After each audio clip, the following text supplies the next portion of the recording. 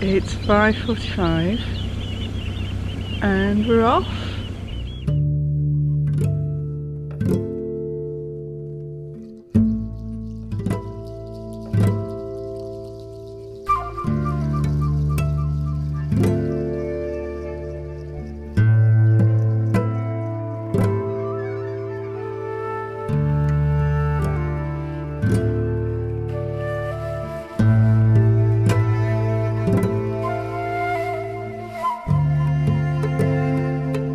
It's 5:45 and we're off.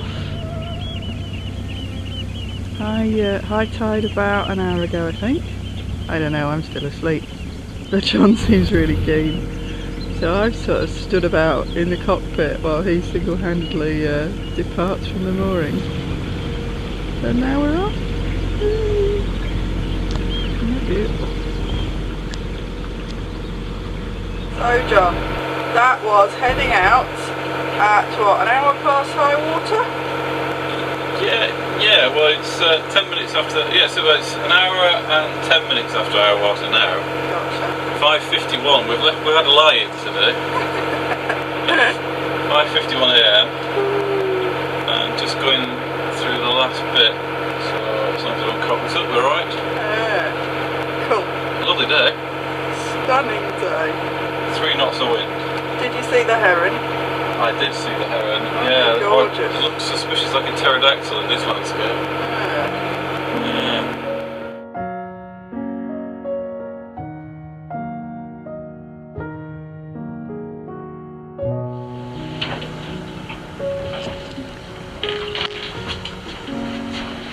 Nice views of Mull in the background.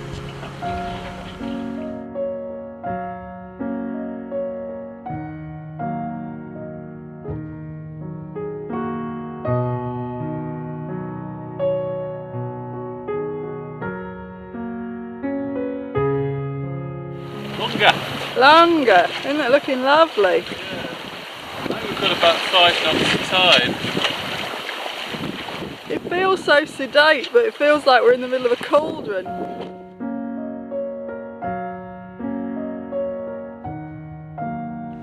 We are in Gallanach Bay, which is on the north side of Loch Crinan. And it's a beautiful, beautiful evening.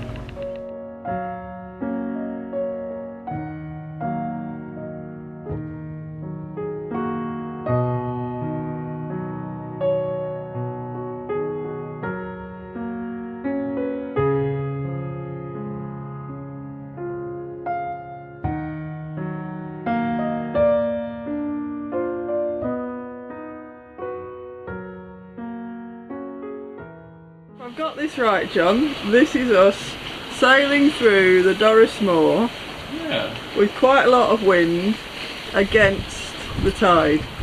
Only 1 knot of tide against us, but it is technically wind against tide. You're just trying to make it sound like it's a good idea, aren't you? Yeah, well, that way we can get through Corryvrekan on time. Oh, that's a good idea! Well, but anyway, it's not too bad today. It was a bit hairy yesterday, actually. Yeah. Well, it's looking a little bit lumpy up ahead, so I'm going to go and have a look at that.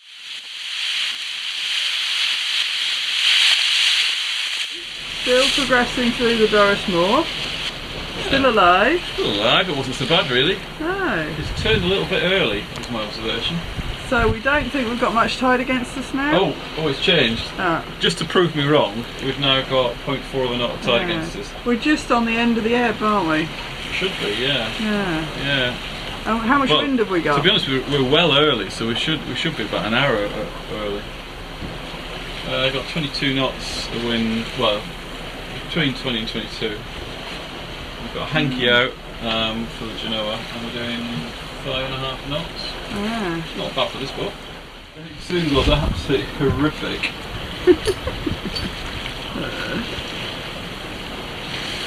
It doesn't look so bad northbound. This could be quite interesting there. Unfortunately, we want to go that way. So we've got 20 knots of wind and we're on a broad reach, yeah? Yeah, broad reach I'd say. And what kind of speed are we making? 5 knots, just over 5 knots through the water, but only 3.4 across the ground. The tide has not turned. We just managed to pick up a back eddy, which is very clever of me without even knowing it. So the tide is against us, which is what we planned for, so that when we get to Corryvrekan it should be at slack water. Yeah, it's not too bad, is it? It's quite comfortable. Bit squirrely on the helm. I think in a minute it's going to go bananas again, yeah. But at the moment it's the autopilot's quite happy. Looking good, and we've got about 3/4 of the Genoa out, haven't we? Yeah, which is plenty of the 27 knots of wind. wind. Here we go. Famous last words, you say? Yeah, well... Might be reefing in a minute.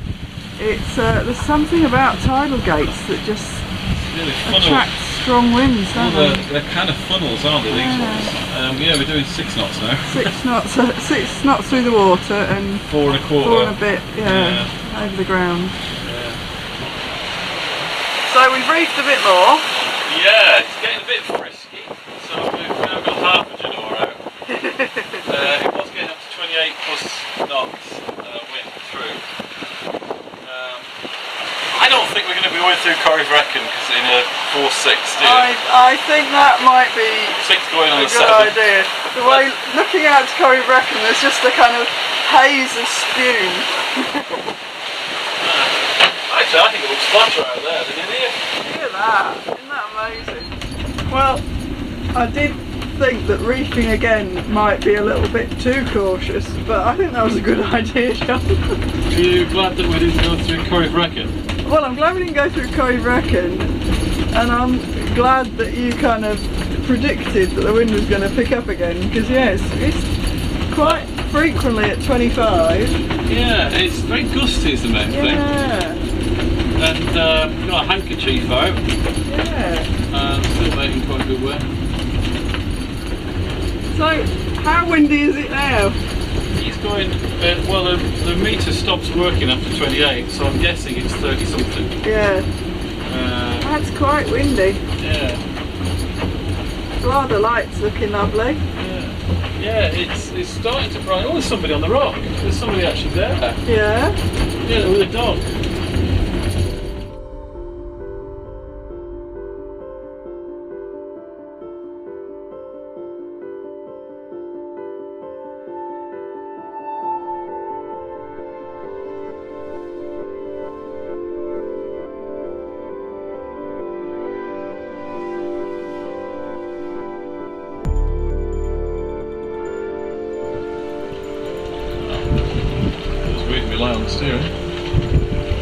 Well, this is nice.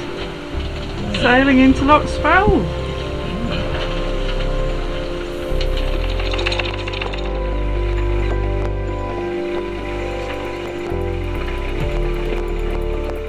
This is a bit more like it. I would imagine it's the same day, is it? 25.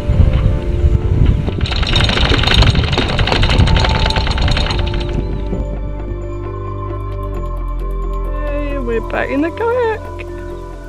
This is gorgeous. It is the most stunning day I think I've ever seen in Loch Spelve, which, given how much we've come here, is quite impressive. It's very hot. Let's see what we can find. It's too hot to be anywhere other than in a kayak. Where should we go? We should go visit that castle over there. What's it called? Ellen Amerlaig. Here we come.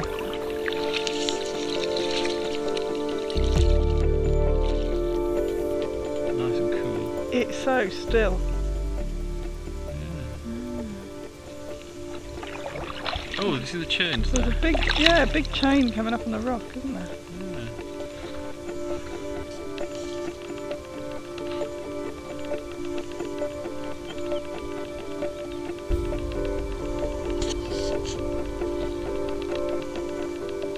Beautiful.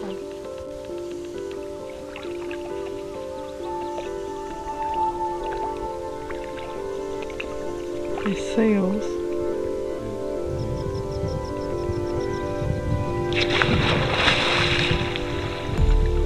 Sorry fellas, didn't want to disturb you.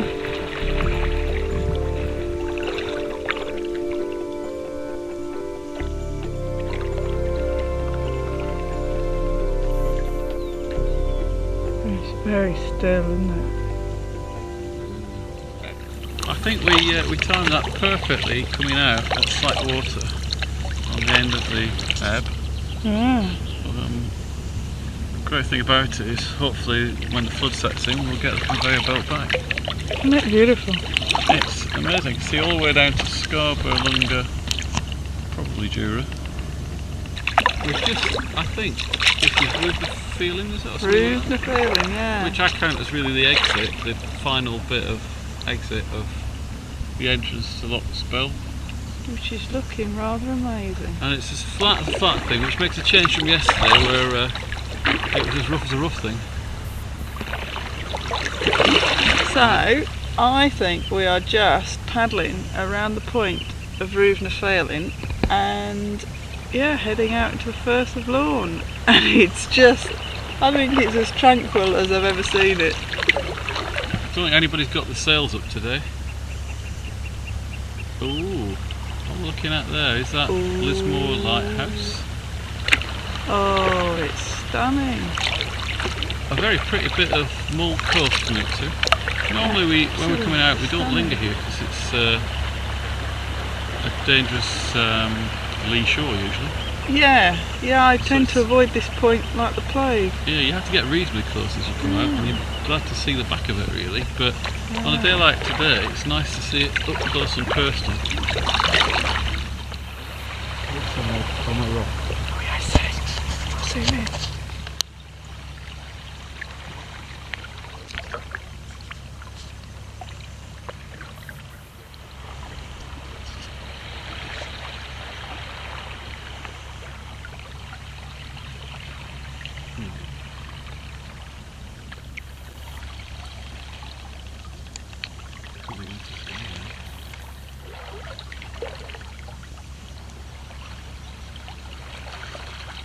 That was fantastic. Well done for spotting those goats. Yeah, they're famous wild goats of the area, aren't they? The feral goats. Yeah. They live in the caves. There's quite a few caves just on this bit of coastline. Oh, beautiful. I think they have them on Jura as well, don't they? These cliffs look amazing.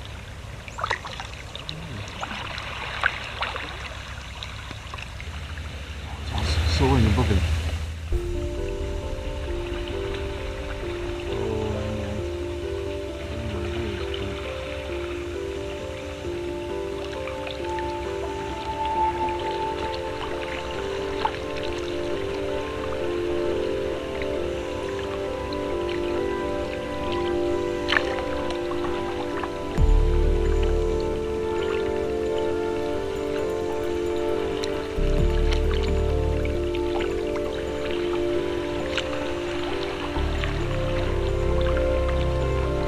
Screeching then.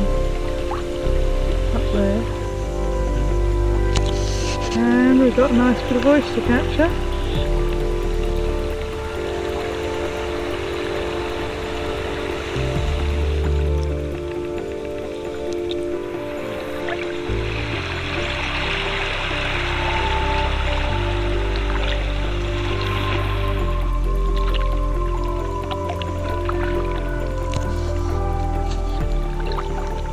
So ethereal.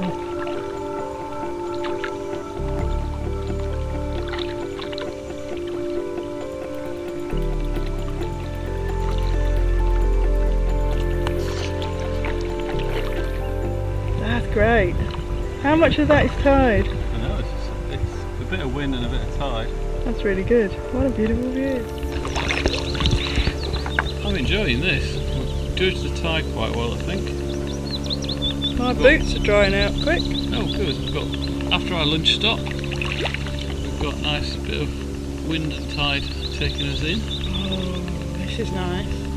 I haven't quite got as far as paddling. Mind you, I almost ended up paddling by accident, but in my wellies. Oh, well, I got knee deep, and I have to say, it wasn't that cold. Yeah, I've forgotten that the swell would be a bit of a challenge with that though.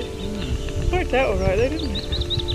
We didn't drown or die or anything. Oh, we're coming up to that lovely little ruined cottage. I think that's probably a ferry sheltery thing or something. I think you might be right. I didn't quite manage to get it on camera, but you did get me an eagle. A white-tailed sea eagle. Yeah, he's about a mile over there now.